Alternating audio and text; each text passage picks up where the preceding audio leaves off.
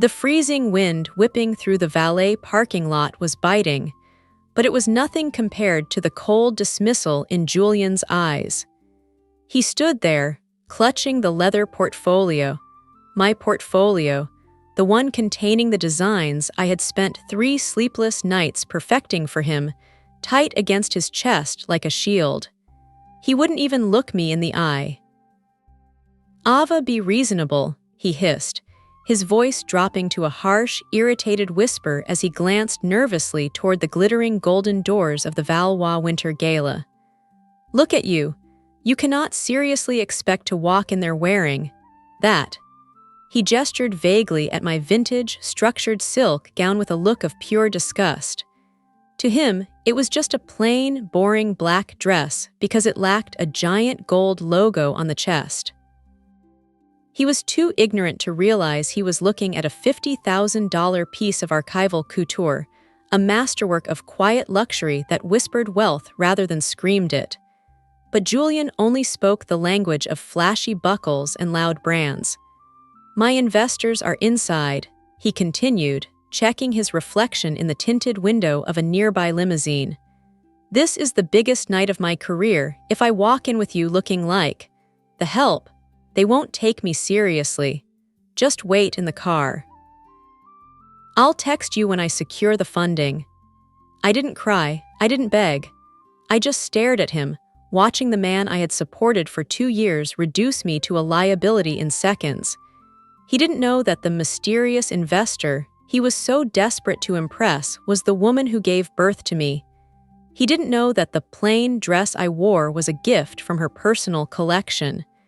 And he certainly didn't know that this was the final test, and he had just failed it spectacularly. Just then, a shrill laugh cut through the air.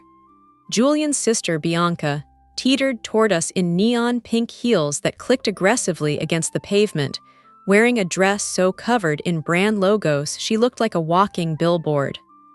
"Oh my God, Julian," she sneered, looking me up and down with amusement. "Is the charity case still here? I thought you told her to go wait with the catering staff where she belongs." She accidentally brushed past me, her elbow connecting hard with my side, sending her open red wine flute splashing onto the hem of my gown. "Oops," she giggled, not looking sorry at all. "Well, now you definitely can't go in. You look like a wet dog." Julian laughed. He actually laughed. "Go, Ava," he said, turning his back on me to link arms with his sister. "Don't embarrass me." I watched them walk toward the red carpet, confident, smug, and completely unaware that they were walking straight into an execution. Before we watch Julian and Bianca walk into the lion's den believing they are royalty, if you enjoy seeing arrogant people get exactly what they deserve, please tap that like button and subscribe to our channel right now. You won't want to miss a single second of the destruction that is about to rain down on them. Because the woman waiting inside isn't just an investor. She is the queen of the industry, and she doesn't take kindly to people insulting her daughter. Julian thought he was walking in to sign a deal, but he was about to sign his own professional death warrant. To understand why I stood in that freezing parking lot, clutching a leather portfolio that held the future of a company that didn't deserve to exist, you have to go back 48 hours. You have to understand the silence of the apartment I shared with Julian, a silence that was always filled with his anxiety and my quiet, unseen labor. It was 2 a.m. on a Tuesday when the screaming started. Not at me, but at a piece of paper. I lay in bed, listening to the sound of crumpling parchment and the heavy thud of a fist hitting a mahogany desk. Julian was working. In his mind, working meant drinking expensive scotch he couldn't afford and staring at a blank page, waiting for genius to strike a mind that was entirely vacant. I got up, sliding my feet into worn slippers, the kind Julian hated because they didn't have a designer logo stitched across the toes, and walked into the living room. The air smelled of stale alcohol and desperation. Julian was pacing, his hair a mess, his silk robe flapping around him. When he saw me, he didn't ask why I was awake. He didn't ask if I was okay. He just pointed a shaking finger at the scattered sketches on the floor. "It's garbage, Ava," he shouted, his voice cracking with panic. "All of it. The meeting with the Valois group is in 2 days. 2 days. If I don't have a fall collection that screams revolution, they're going to pull the funding. My father will cut me off. Do you understand what that means? No more penthouse. No more trips to St. Tropez. I'll be normal." He said the word normal like it was a terminal disease. I looked at the sketches. They were derivative, sloppy copies of things that had been popular 5 years ago. Julian had no vision. He had an eye for trends, yes, but he had no soul for creation. He thought fashion was about the price tag, about how loud the fabric could scream, "I have money." He didn't understand that true style was a whisper.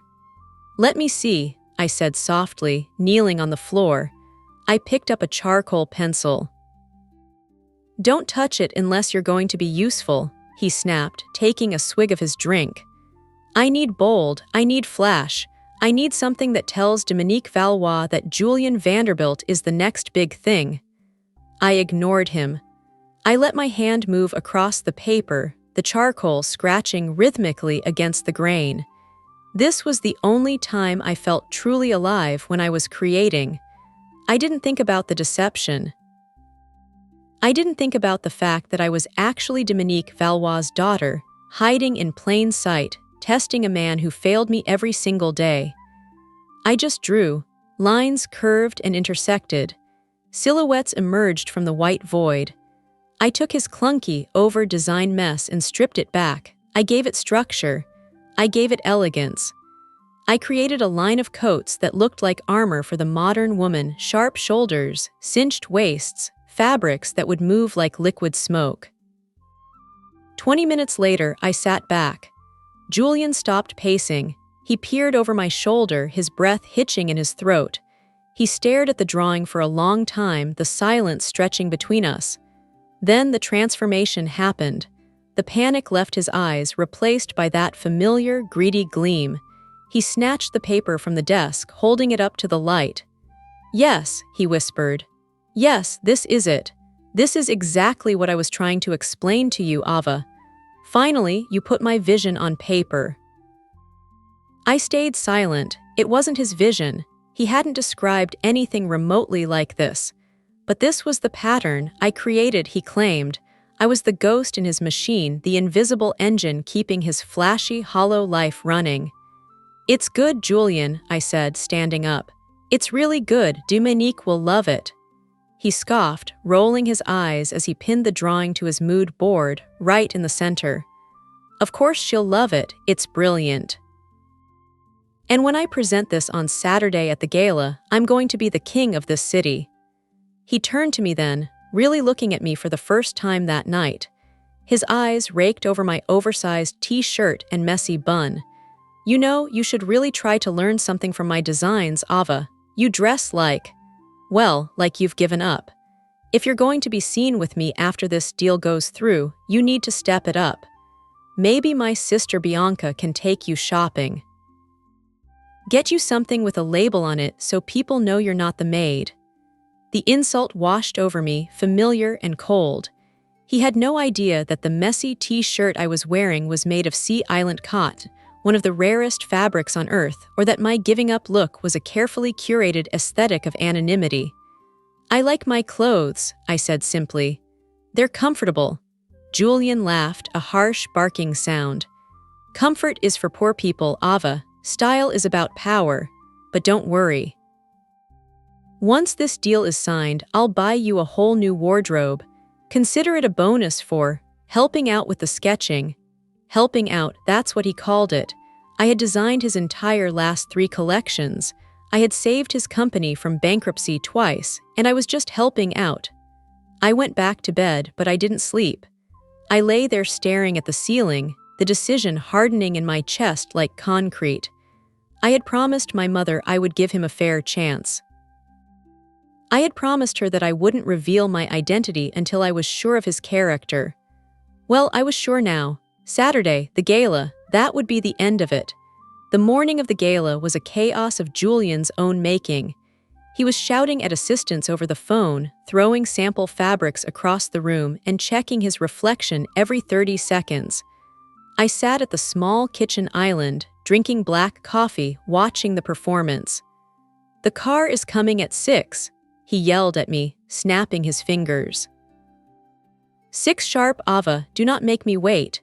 And for the love of God, do something with your hair. We are sitting at the main table. The main table, do you know who sits there? The elite, the movers and shakers, not community college art students." I set my coffee cup down with a deliberate, slow clink.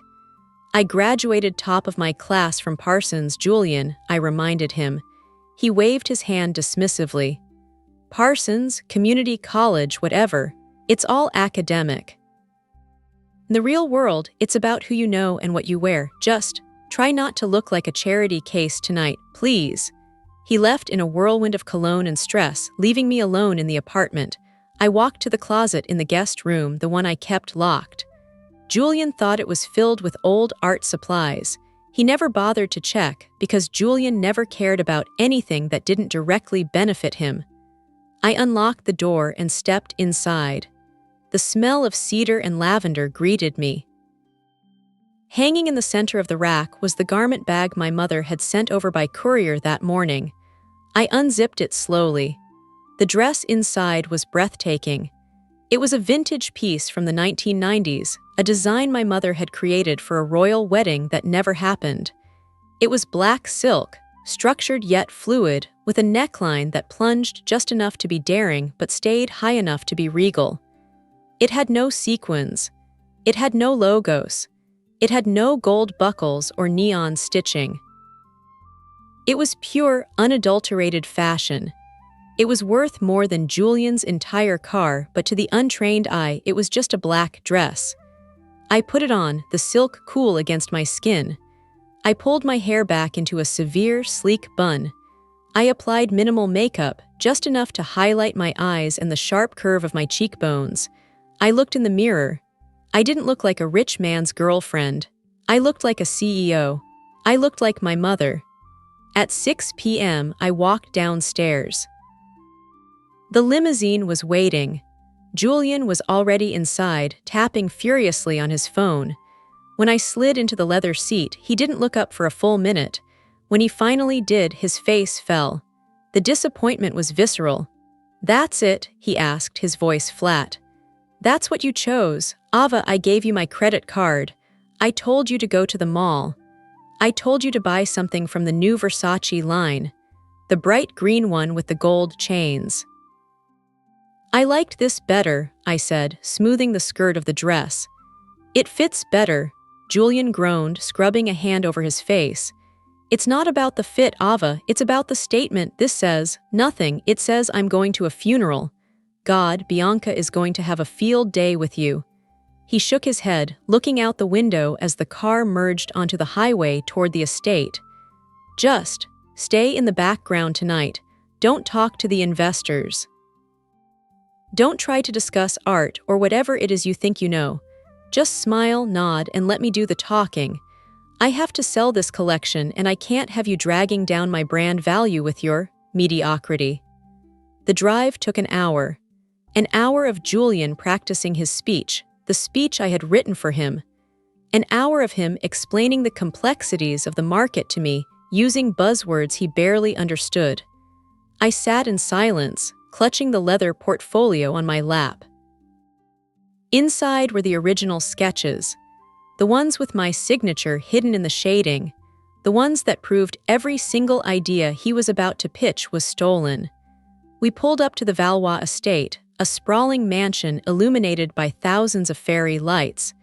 It looked like a castle made of gold. Valet attendants in white tuxedos rushed to open the doors. This was it, the lion's den. We stepped out into the biting wind, and that brings us back to the moment where my heart finally froze over. The moment Julian looked at me with that cold, dead stare and told me to wait in the car. The moment his sister, Bianca, poured red wine on a dress that belonged in a museum. I watched them walk away, the red carpet swallowing them whole. The heavy wooden doors of the estate closed behind them with a thud that echoed in the courtyard. I was alone. The valet attendant, a young man who looked terrified of the entire situation, stepped forward hesitantly. "Ma'am," he asked softly, Do you want to sit in the vehicle?" I looked at him. Then I looked at the portfolio in my hands. I looked at the red wine stain on my hip, darkening the black silk. And for the first time in 2 years, I smiled. It wasn't a nice smile. It was the smile of a hunter who just realized the trap has been sprung. "No," I said, my voice steady and clear, cutting through the wind. "I won't be needing the car." I reached into my small clutch and pulled out a heavy, matte black invitation card. It was different from the gold ones Julian and Bianca had flashed. Theirs were for general admission. Mine had a single word embossed in silver foil, all access. The valet's eyes widened as he saw the card. He looked at the name printed in small, elegant letters at the bottom, Ava Valois. He audibly gasped, snapping his heels together and bowing his head low. "Ms. Valois," he stammered, his entire demeanor changing from pity to terrified respect. I didn't know. Please forgive me." "Let me escort you to the private entrance."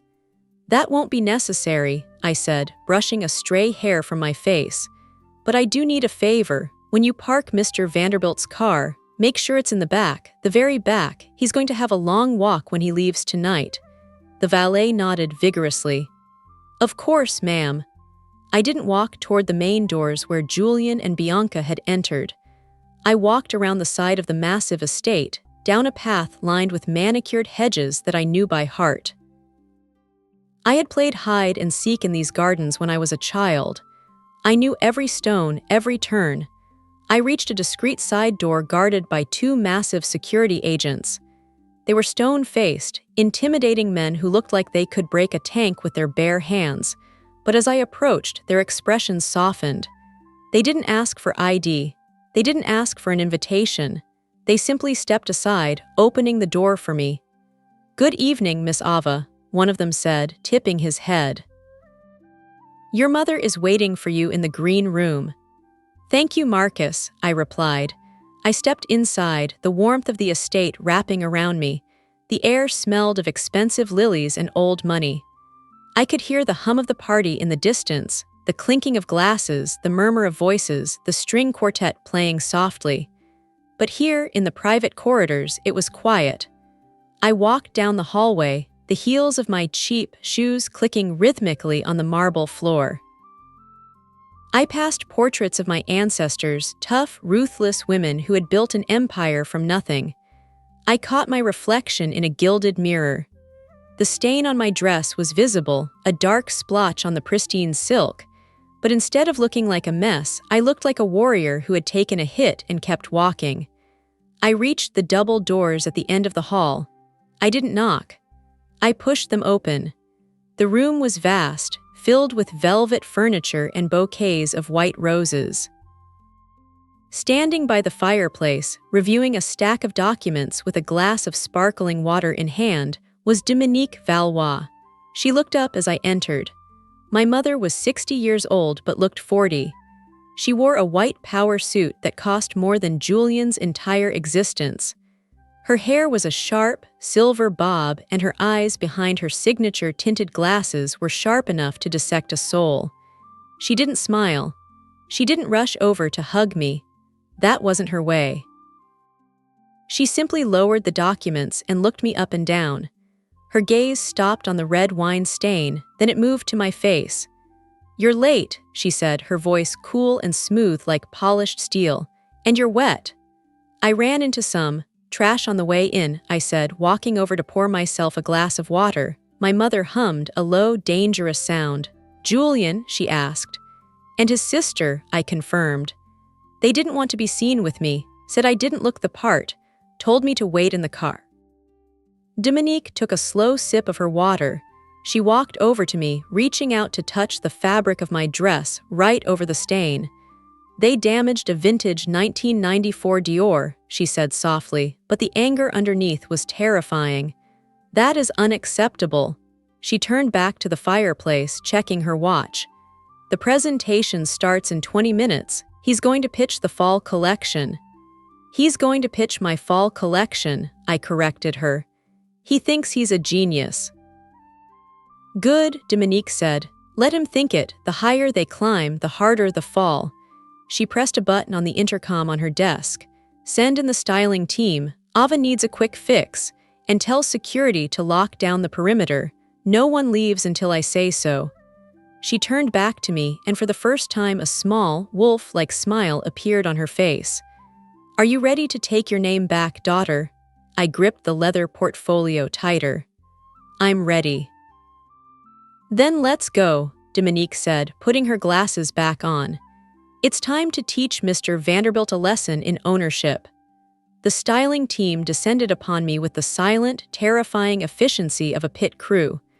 There were 3 of them, women dressed in identical slate-gray jumpsuits, their hands moving in a blur of pins, steam, and silk. My mother stood by the fireplace, watching them with a critical eye, tapping her index finger against her glass of water. They didn't just clean the red wine stain, they erased history. Within 10 minutes, the vintage Dior was flawless again, the black silk gleaming under the recessed lighting as if it had never known a drop of cheap alcohol. One of the stylists, a woman with severe bangs and kind eyes, secured a diamond-encrusted pin at my waist, a subtle addition, but one that signaled membership to a club Julian couldn't even dream of entering. Perfection, my mother murmured, finally setting her glass down. Now remember the plan. You enter through the side gallery. Do not approach me. Let them dig their own grave first. I want to see exactly how far they are willing to go before we bury them. I nodded, feeling the weight of the moment settle in my stomach. It wasn't fear. It was the cold, hard resolve of a judge walking into a courtroom. I'll see you on stage, I said. Leaving the sanctuary of the green room felt like stepping out of an airlock and onto the surface of a hostile planet. I navigated the labyrinth of corridors until I reached the heavy velvet curtains that separated the private quarters from the main ballroom. The sound of the party washed over me first, a roar of polite conversation, strained laughter, and the clinking of crystal that sounded like 1,000 tiny bells. I took a deep breath, filling my lungs with the scent of lilies and ambition, and pushed through the curtains. The ballroom was a cavern of gold leaf and crystal chandeliers, packed with the city's elite. Men in tuxedos stood in tight circles, discussing mergers and acquisitions, while women in gowns that cost more than houses eyed each other like rival predators. I moved through the crowd like a ghost. My black dress, so simple in Julian's eyes, acted as a kind of camouflage. I wasn't flashy enough to draw the gaze of the new money crowd, but I saw the heads of the true power players turn as I passed. They recognized the cut of the fabric, the archival silhouette. They knew. I spotted Julian near the center of the room, holding court near the ice sculpture. He looked manic.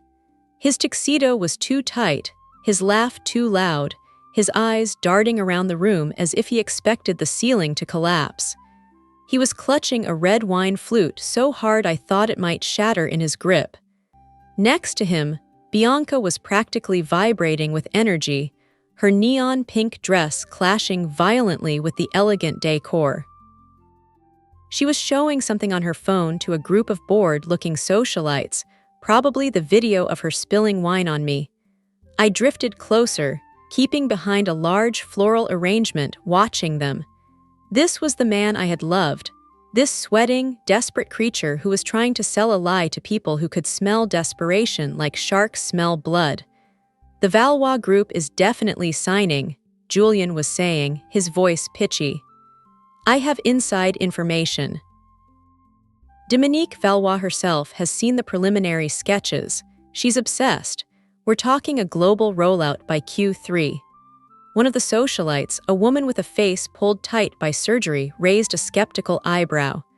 Really, Julian, because rumor has it your last 2 collections didn't even break even. How did you manage to turn it around so quickly? Julian swallowed hard, his Adam's apple bobbing.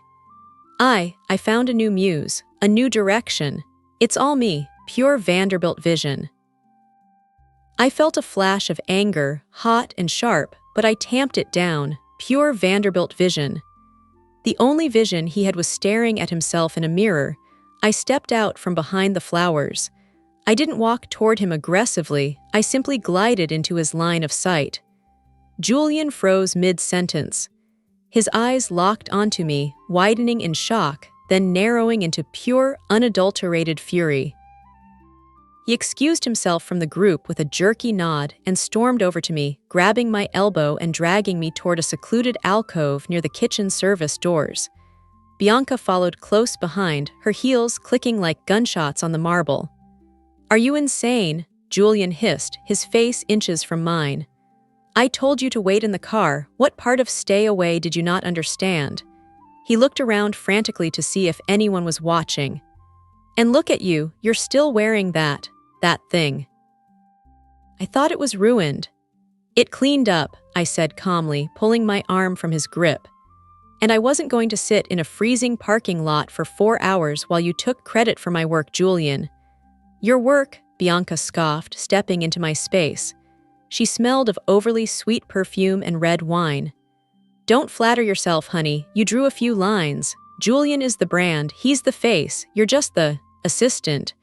And clearly a bad one, since you can't even follow simple instructions." She poked a manicured finger into my shoulder. "You need to leave, now, before security sees a piece of trash floating in the punch bowl and escorts you out." "I have every right to be here," I said, my voice rising just enough to carry over the nearby conversation. "I have an invitation." Julian laughed, a cruel, ugly sound. "An invitation? From who? Did you steal one from the mailroom?"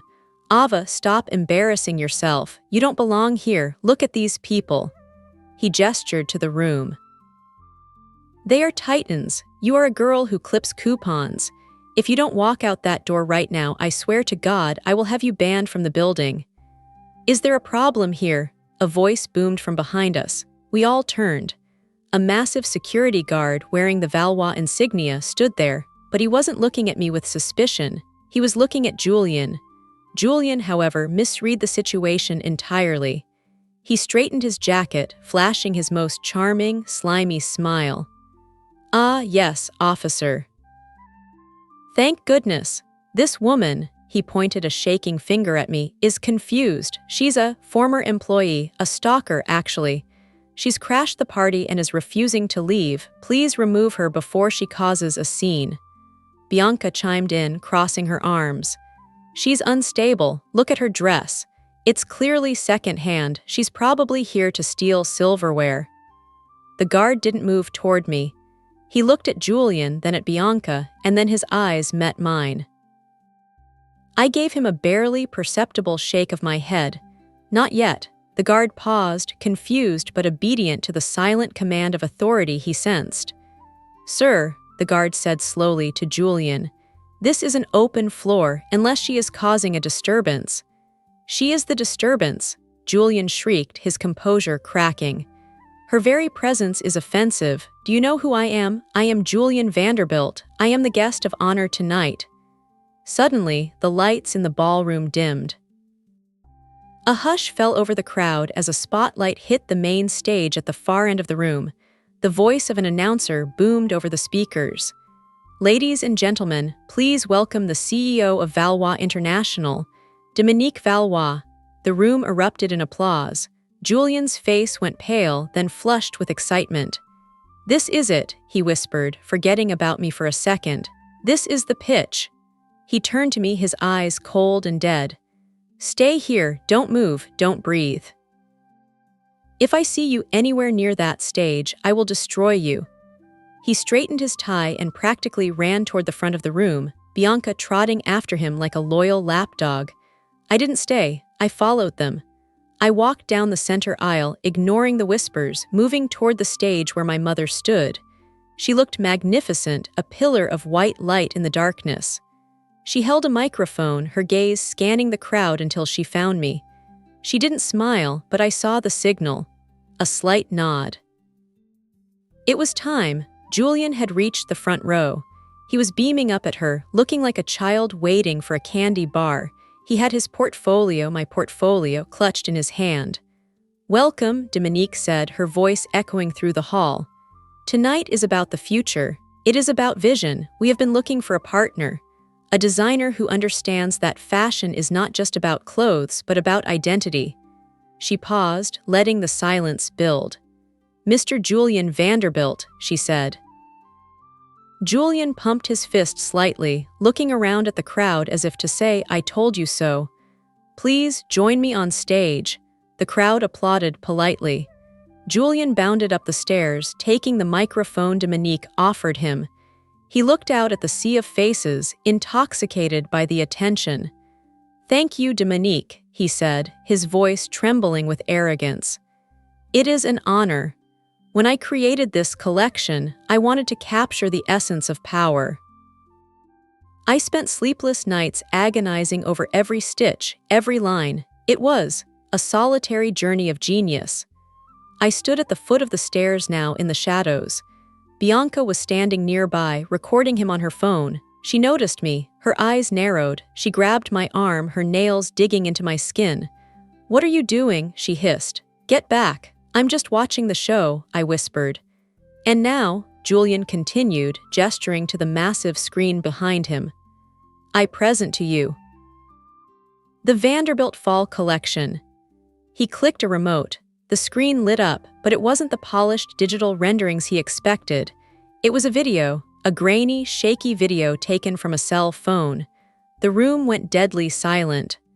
On the screen, Julian was sitting at our kitchen table, drunk, laughing. He was holding up one of my sketches, a rough draft of the very coat he was claiming was his masterpiece. "God, Ava is so stupid," the Julian on the screen slurred. "She actually thinks I care about her art. I just need her to finish these drawings so I can dump her and date someone hot. Can you believe she wears those rags? I'm going to be rich and she's going to be nothing." The video cut to Bianca laughing. "Just make sure you get the files before you kick her out, Julian." The real Julian on stage froze. He stared at the screen, his mouth open, the color draining from his face until he looked like a corpse. The crowd gasped. A murmur of shock and disgust rippled through the room. Bianca dropped her phone, her hands shaking. Julian looked around wildly, hitting the clicker, trying to turn it off, but the video looped. She's nothing," echoed through the speakers. Dominique stepped forward. She took the microphone gently from Julian's limp hand. "Interesting presentation, Mr. Vanderbilt," she said, her voice dripping with ice. "But I think there is a slight error in your credits." She turned to the crowd, her hand sweeping toward the shadows where I stood. "Ladies and gentlemen, you seem to be under the impression that this man is a designer. He is not. He is a thief. And the woman he just mocked, the woman whose work he stole," the spotlight swiveled. It hit me. I didn't flinch. I walked up the stairs, the black silk of my dress flowing like water, my head held high. I walked past a paralyzed Julian who looked at me with eyes full of terror. I stood next to my mother. We looked identical in that moment, two queens of the board, standing over a pawn. "Meet Ava Valois," Dominique said. "My daughter, and the owner of the bank that holds the mortgage on your family estate." The silence that followed my mother's declaration was not the empty silence of a void. It was the heavy, suffocating silence of a room holding its breath before a scream. 300 pairs of eyes shifted from the screen, where the video of Julian's drunken confession was still looping on mute, to the stage where the three of us stood. Julian looked as if he had been struck by lightning. His mouth opened and closed rhythmically, like a fish gasping for air on a dock, but no sound came out. The microphone slipped from his sweaty fingers and hit the stage floor with a dull, heavy thud that echoed through the speakers, amplifying his failure. Really looked at me for the first time in 2 years. He didn't see the charity case or the assistant anymore. He saw the sharp angle of my jaw, the cold fire in my eyes, and the terrifying resemblance to the woman standing next to me. The realization hit him like a physical blow, causing his knees to buckle slightly. "Ava," he finally choked out, his voice a broken whisper that the front row could hear. "Valois, but you lived in a studio apartment. You took the bus." I stepped closer to the microphone stand, adjusting it with slow, deliberate precision. "I took the bus because I wanted to see the world from the ground up, Julian," I said, my voice steady and amplified, filling every corner of the ballroom. "I lived in that apartment because I wanted to build something real, something that wasn't paid for by a trust fund or a famous last name. I wanted to know if I could be loved for me, not for what my mother could buy." I paused, letting the words sink in. "And you gave me my answer. You didn't love me. You tolerated me. You used me. And the moment you thought you didn't need me anymore, you treated me like garbage." Julian's survival instinct, that slippery, desperate thing that had guided his entire life, suddenly kicked in. He forced a laugh, a frantic, high-pitched sound that made the people in the front row recoil. "No, no, no, ladies and gentlemen, this is a misunderstanding, a joke." He reached out, trying to grab my hand, but I stepped back as if he were contagious. "Ava baby, listen, that video, that was just stress, venting. You know how I get under pressure. I didn't mean any of it. I love you, you're my muse." He turned to the crowd, spreading his arms wide. "She's the love of my life. This is all just a dramatic reveal for our engagement. Yes, that's it."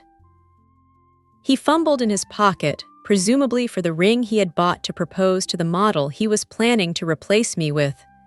"Dominique, Mom, surely you understand a little theatrical flair." The temperature in the room seemed to drop 10 degrees as Dominique Valois stepped forward. She didn't shout. She didn't rage. She simply took off her sunglasses, revealing eyes that were cold, hard, and absolutely merciless. "Do not," she said, her voice cutting through his hysteria like a scalpel, "call me Mom. And do not insult the intelligence of my guests." She gestured to the screen behind us. The video of Julian's confession vanished, replaced instantly by a complex web of spreadsheets, bank statements, and legal documents.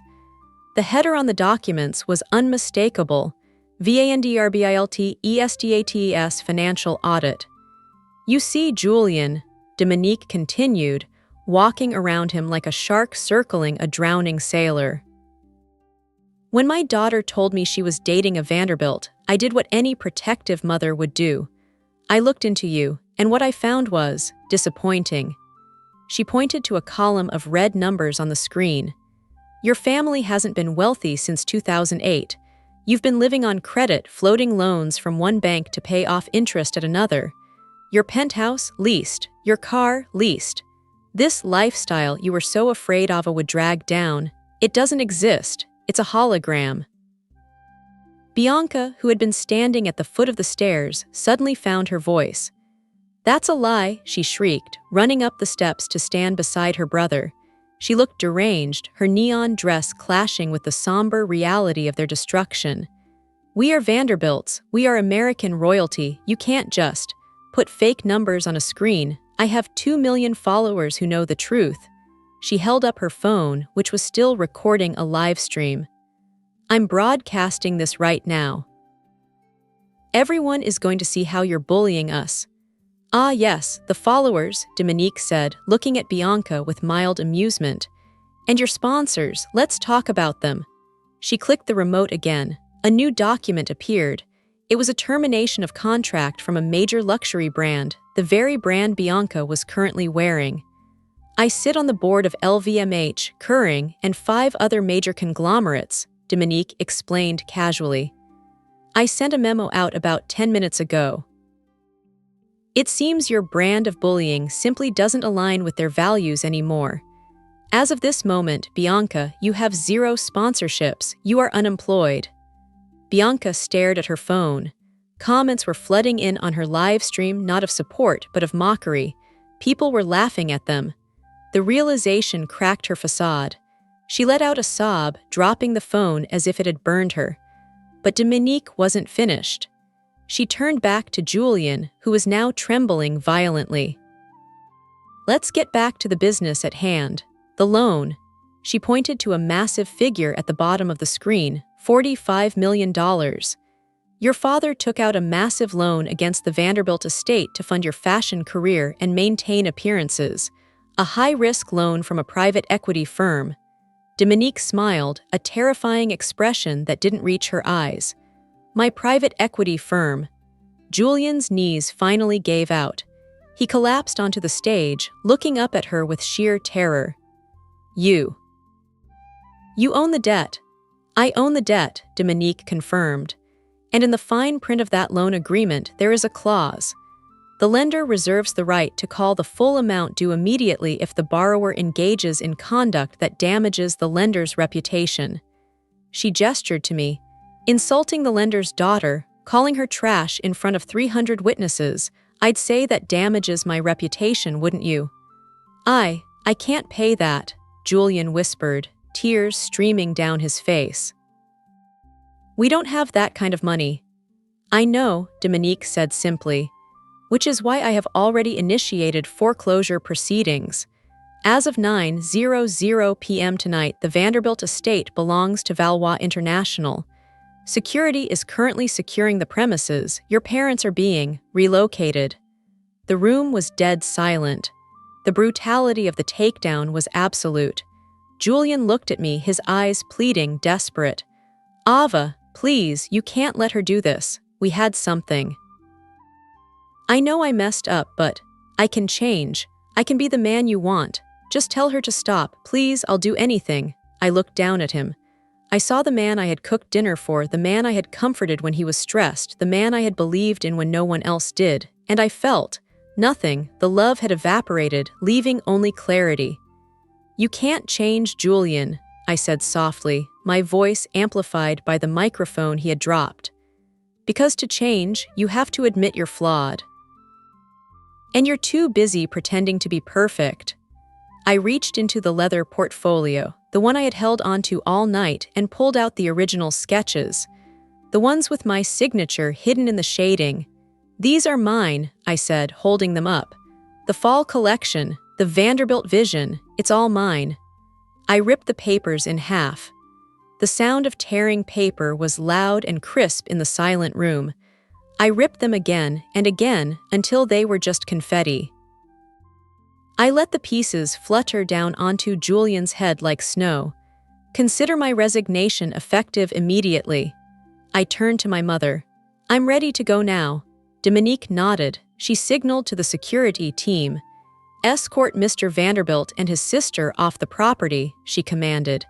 "And make sure they wait on the public road. I don't want them loitering in my driveway." 2 massive guards stepped forward, hoisting Julian up by his armpits. He was sobbing now, a broken, blubbering mess, begging, screaming my name. Bianca was dragged away screaming about her shoes, about lawsuits, about how this was unfair. The guests parted like the Red Sea, watching with a mixture of horror and fascination as the American royalty were hauled out like common trespassers. As the doors slammed shut behind them, cutting off their screams, the ballroom remained quiet. All eyes were on me. I didn't shrink away. I didn't hide. I smoothed the skirt of my vintage Dior, adjusted the diamond pin at my waist, and looked out at the crowd. The people who had ignored me, the people who would have let Julian humiliate me if my name had been anything else. "I apologize for the interruption," I said, my voice clear and strong. "My mother and I have a lot of work to do to fix the mess this industry is in. We value authenticity, we value talent, and we value respect." I looked at the young valet attendant who had helped me earlier, standing by the service entrance. "And we remember those who treat people with dignity when they think no one is watching." Dominique put a hand on my shoulder. It was a heavy, grounding weight. "Shall we get dinner?" she asked, loud enough for the room to hear. "I know a little French place. It's expensive, but I think we can afford it." I smiled, a real smile this time. "I think we can." As we walked off the stage, the applause started. It began with one person, then another, until the entire room was on its feet, clapping not for the Vanderbilt name, but for the Valois blood that had just cleaned house. But as we walked through the golden doors, leaving the party behind, I knew the story wasn't quite over. Julian was desperate, and desperate men do dangerous things. The days following the gala were not measured in hours, but in headlines. The collapse of the Vanderbilt family was total, a spectacular implosion that the media devoured with insatiable hunger. Vanderbilt fraud exposed. The fake heiress and the thief. Dominique Valois reclaims the throne. Every news channel, every blog, every social media timeline was saturated with the grainy footage of Julian's confession and the high-definition images of my mother exposing their debt. For Julian and his family, it was a humiliating public autopsy of their lives. For me, it was a liberation. I sat in the corner office of the Valois headquarters, a glass-walled sanctuary overlooking the city's skyline, watching the world rewrite its narrative about me. I wasn't the quiet girlfriend in the background anymore. I was the hidden genius, the design prodigy. My phone, which used to stay silent for days, now rang incessantly with calls from Paris, Milan, and Tokyo. But while I was building a future, Julian was drowning in his past. 3 weeks after the gala, the reality of foreclosure had set in with brutal finality. The Vanderbilt estate was gone, seized by the bank and boarded up pending auction. Julian, Bianca, and their parents were now residents of the Starlight Motel, a decaying roadside establishment on the outskirts of the city where the neon sign buzzed with a headache-inducing flicker and the sheets smelled of stale smoke and despair. I knew this because I had a private investigator keeping tabs on them, not out of cruelty, but out of caution.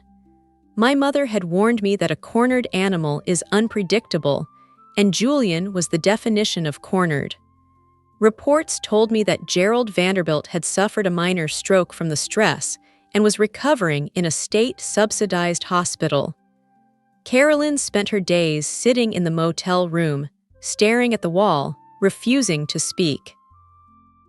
Bianca had tried to pivot to being a victim on social media, posting tearful videos claiming I had hacked her accounts, but the internet is a cruel judge.